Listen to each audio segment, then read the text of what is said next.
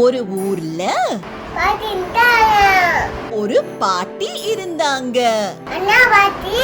அந்த பாட்டி ஒரு நாள் வடை சுட்டாங்க. பாட்டிக்கு தெரியாம வடைய எடுக்கலான்னு காக்கா பாத்துச்சு. ஆனா காக்கா குட் காக்கா.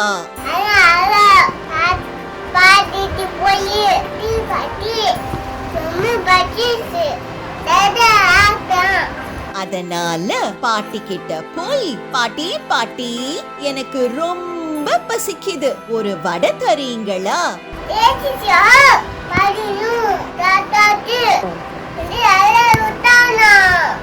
அப்படின்னு கேட்டது. பாட்டியும் காக்காக்கு 2 வடை கொடுத்தாங்க.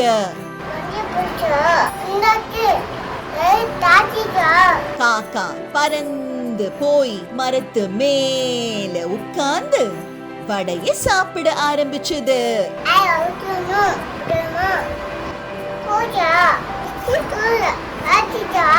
அப்ப அந்த பக்கமா ஒரு நரி போச்சு. காக்காவ பசியோட பாத்துச்சு.